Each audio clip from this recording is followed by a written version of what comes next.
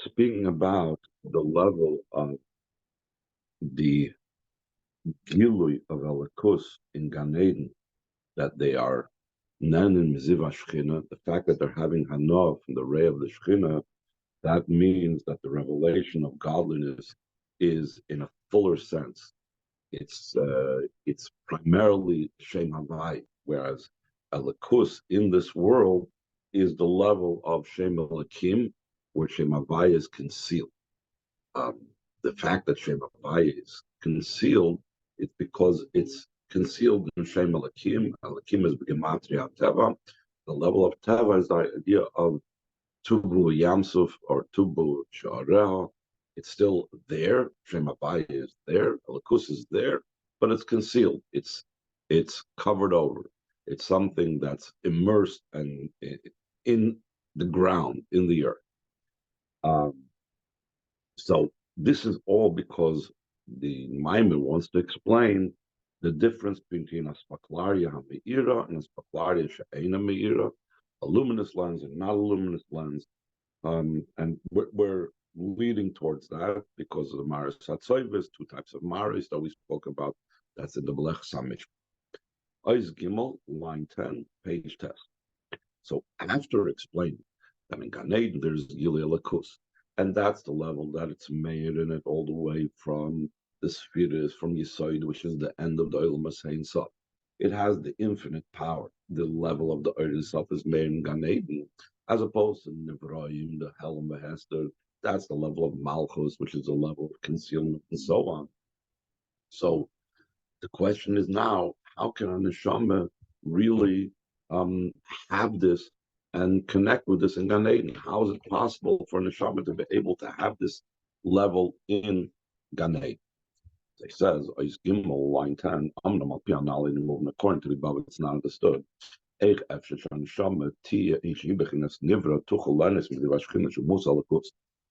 it possible that the neshama, which is the level of that it's a niver, it's a created being, not like the levels of the Ein Sof and so on that we spoke about before. How could it derive benefit, which it shows on the Gilu, like we said, Neheni, we showed that's a level of Gilu and revelation. How could it be that should get a revelation from the Ziv Shechina, which is Alakus itself, the level of the unlimited and so on? Though the neshama is a part of Hashem above, but not only that we satisfied with the lashon and the pasuk that says chelik el kamim mal, but the Alter Rebbe specifically emphasizes and adds to this, it's mamash, that it's verily so, it's actually so, it's not just a metaphor and so on, it's literally so. The Kol Mokim, despite having that high shoulders,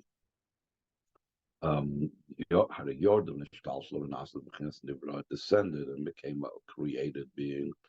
You as it's known, Shana Shamas, Besharshan Mechinas Oir, and the Shamas, and the root is in the level of Oir. The Yordu and Nimshkochias Mayim Berakia, they descended and they were drawn down into the level of Mayim and Rakia. It's brought down this idea that there are three stages of Sedrish Talshlus of things. Oir is the most ruchnis. Light, that's the most refined, subtle matter. From Oir, it comes down to be a level of Mayim, level which is already more solidified, more finite.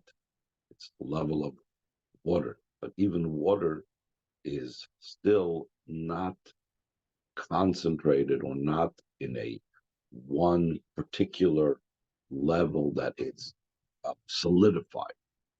And even after the level of water, which is movement, there's a further level, which is rakia. Rakia, we're going to have the term, it's aglidum maya. It's the rakia, the shemayim, the heavens. That's already when the water became solidified. So that's a further hagibala, further limitation. So he says, the neshama initially began in a level of oil. From that level of oil, that's even though it began in the level of oil, And if you just go by that level, perhaps the neshama could appreciate and could get and take in the ziv hashchina that's in Gan Eden, but it didn't stop over there. It further developed lower and went down to further levels. They came through and went to the level, became a level of Mayim, and went through a level of Rekia. And the Rebbe says in line 18, the commission is bar by Kodesh Tishrei, explained at length in the Mamorim of the month of Tishrei that year in Tafshin Yutes, when this Maimon was said in the month of Tishrei, different Mamorim spoke about these different levels being in Oir Maim Rakia concerning these three things: light, water, and firmament. Rakia, who daglidim Maya, Rakia is the idea that the water became solidified, that it became the most, if you will, substantive, most, if you will, tangible, comparable to Oir and Mayim. Behind this means it's false. Though the level of Rakia comes from the level of the water, still know it's in such a manner that it became a different form. It took on now a different type of level. In other words, it became lower. It became, like we said, more tangible, more related to Hagbola, limitations, Nivra, and so on. In Cain, so how is it possible that the neshama that became the level of created being, the level of Rakia, could derive pleasure and benefit from the ray of the Shekhinah the way it's in Gan Eden? How is it possible for that to happen? So now the Rebbe strengthens the question even more. Even more, it's not understood. This world and Gan Eden are incomparable. Top of page Yud Zelazah, one to another. Just like the incomparable nature, difference between the creator and the created canal, like we said earlier. And because they're so far, again, it makes the question even stronger. And now for the rest of the ois, the Rebbe is going to bring different examples to indicate the distance that there is between our world and the world of Gan Eden and so on. So he says in line 2, this is also the reason that we find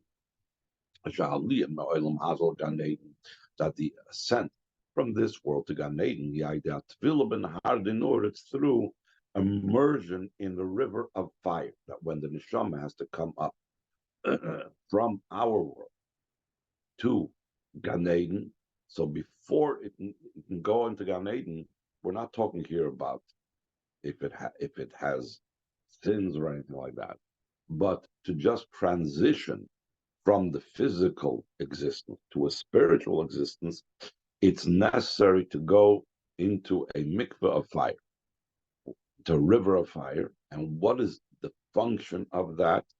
To forget the entire vision and the whole perspective of this world. Because only when one completely removes, if you will, burns out any type of lasting image of this world, then you can have the Aliyah B'Gan Eden, the ascent into the world of Gan Eden. Outcome. Why is it necessary to have such a drastic type of tefillah in a fiery river to be able to reach that? Because the ascent from this world to Gan Eden is an ascent that's incomparable, because we're going, like we said before, from a level of Nivra to a level of Boide. And this is the difference when we're dealing with an ascent that does have a comparison and does have some type of relationship with before, and an ascent that's totally incomparable. When we go up from level to level, that one is comparable to the other, that one has a relationship with the other. There's no need to forget and totally eradicate the previous level. Va'adra, but that's the opposite. Hasog madrega kedem mesiachon of agdam meshai deze yuchol hasig madrega yitzal yoin. That and there's a nihilus. The comprehension that one has in the previous level is a preparation and introduction that through that we should be able to comprehend and reach in a much higher level. In other words, it's a matter of a stepping stone. One level helps the other level. It's not contradictory to it. It's not something we need to put out of our minds. One level contributes to the other level. Similar to what we find after 40 years, a person heard from his Rebbe something 40 years ago, and he is studying it and he's immersing himself in it. So obviously, he is now growing over those 40 years, over what he perceived 40 years ago, that when he's 40 years studying of it and so on, he has finally attained and reached what was the ultimate and complete thought and the thought processes and so on of his Rav in teaching this. So what does this mean? It's a step-by-step process. It's not about forgetting what I learned 40 years ago, just the opposite. It's building on it. Only through meditating and thinking into the ideas that he received from his Rav 40 years ago, and also building upon all the following understandings that he had over the 40 years as he kept on growing and analyzing further and further. Only through this and only following this does the person reach his Rebbe's understanding. He reaches the depth and the inner part of the idea. So we see this idea that we cannot negate our previous levels to be able to come to a higher level. Just the opposite. Normally, the higher level is based upon the previous levels. In a general chain order of descent, the Sulam, what's the Varts of the ladder is standing on the ground. And its head, the top of the ladder, reaches to the heavens. What does that mean? A ladder is based on the same thing. And we know the spiritual elevations is also likened to a ladder. How does one go from one level to another level, just like in a ladder? It's based on what was previously. It's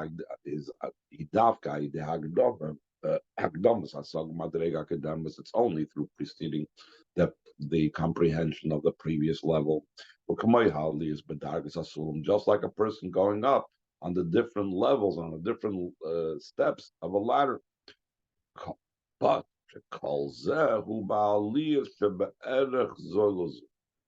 when do we say that the top level is based on the previous levels and one needs to maintain that connection, not forget about it? That is when we're dealing with a sense that have comparability one to another. They are similar one to another. Since in the ascent from this world to Gan Eden, one needs to forget the entire image and vision of this world to be able to appreciate Gan Eden. So that itself indicates to us and tells us this must be an ascent that's totally incomparable to what we had before. Gan Eden is totally incomparable to this world. The truth is that we even find this in Gan Eden itself. It's in the ascents and the elevations in Gan Eden itself. All the levels are called Gan Eden. It all goes under a general title. Still in all, they are still incomparable one to another. But the reason for this is the key of Gan Eden. Since Gan Eden is from the level of Yisoid, like we said in the previous part of mine, and the sphere of Yisoid, which is the level that Gan Eden gets its Gilui Alakus from. We said is the ends of the worlds of Ein Sof, whereas Malchus is already the beginning of the Nivroim. This means to say, top page that the light that's in Gan Eden is infinite. So once the light is infinite, that means every single time you're going up, you're like going from one type of infinite to a different infinite, that the higher infinite is like infinite in comparison to the lower infinite. So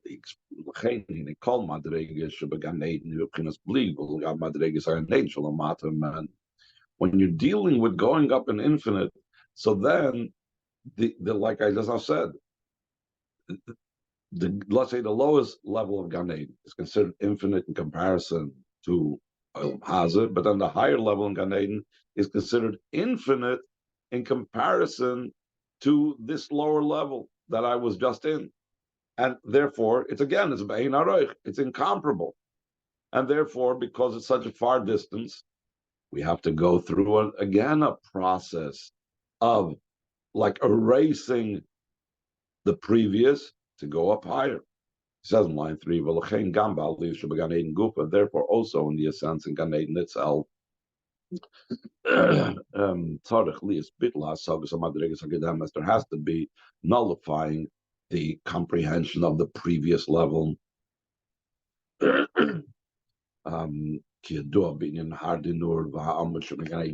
it's known concerning the river of fire. And also there's another thing that aids the transition from one level to another level in Gan Eden, which is called there's like this pillar, which is also a transitional way how it comes up from one level to another level.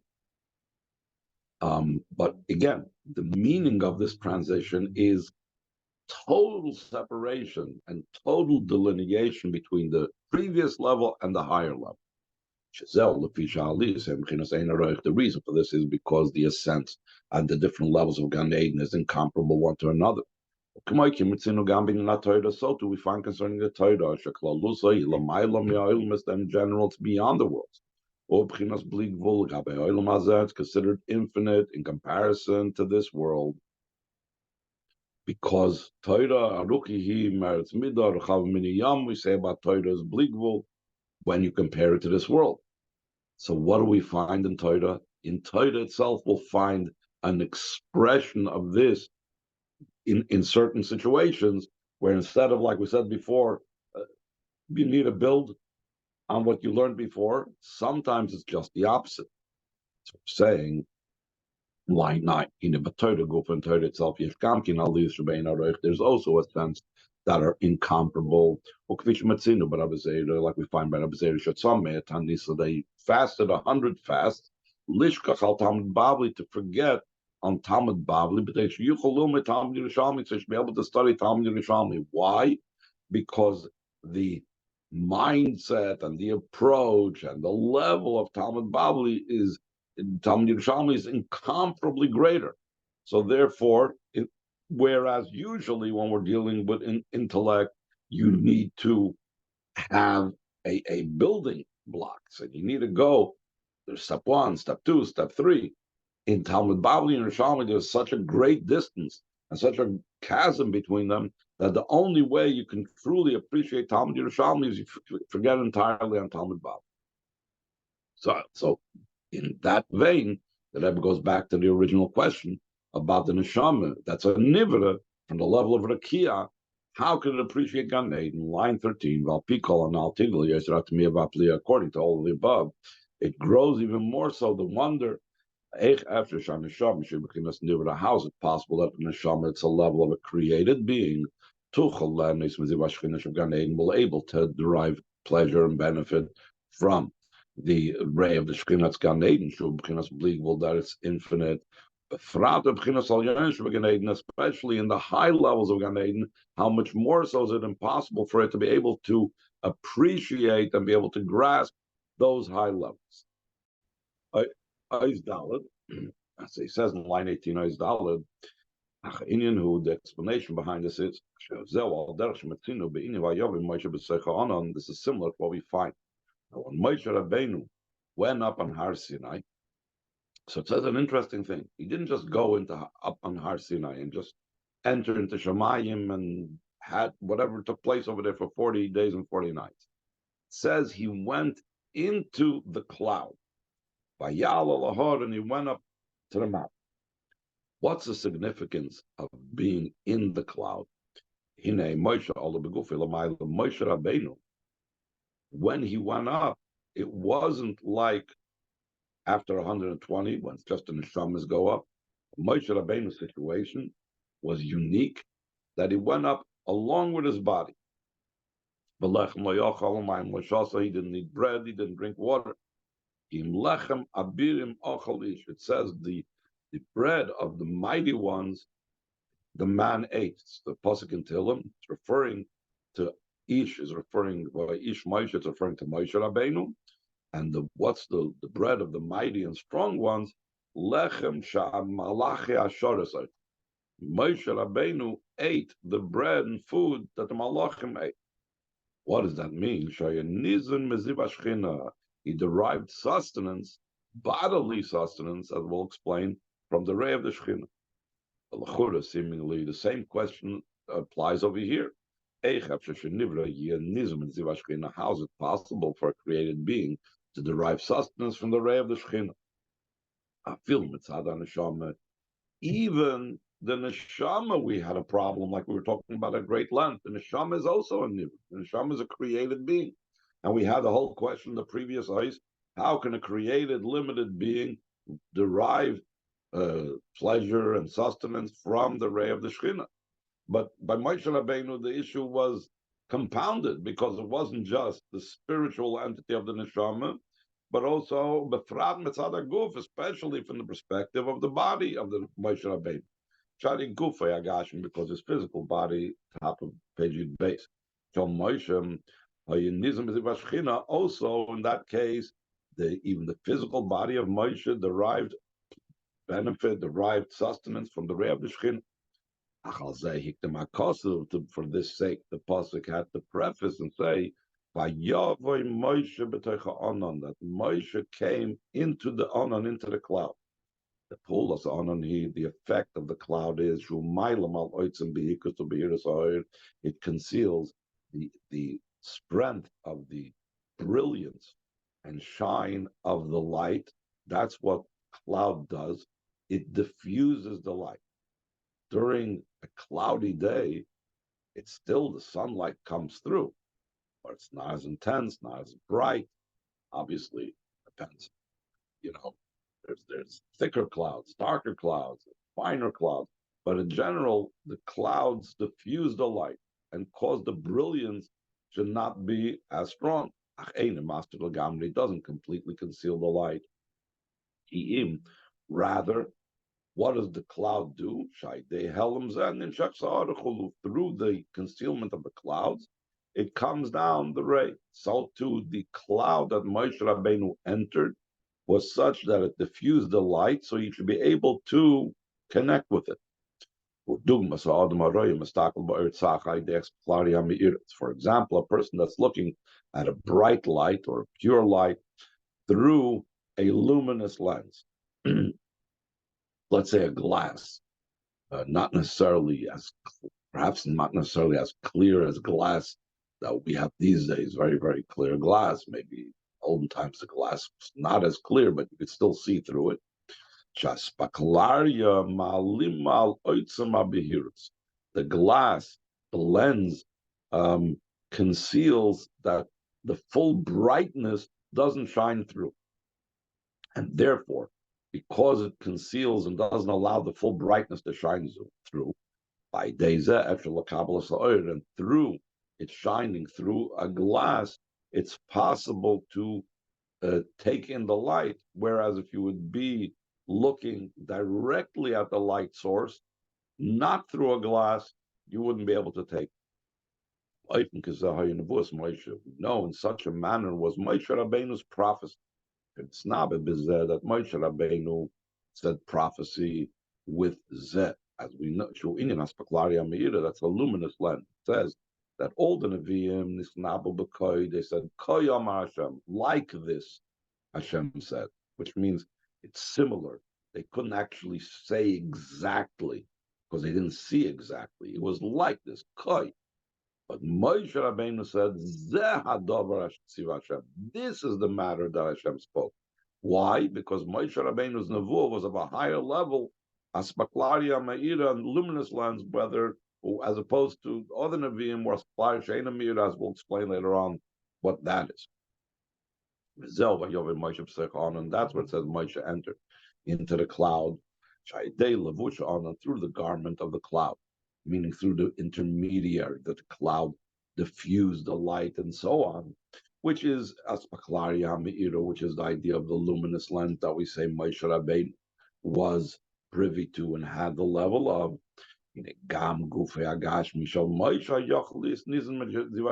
Also, the physical body of Moshe Rabbeinu was able to have sustenance from the ray of the Shekhinah, even though there's such a great gap between the physical and the bleak wool of the ray of the Shekhinah. In a similar way, will also be understood concerning every single Yid. V'nigel and Nishmasa concerning the neshama of every Yid, just like Moshe Rabbeinu through entering into the honor. His physical body was able to receive the ray of the Zivah Shechina.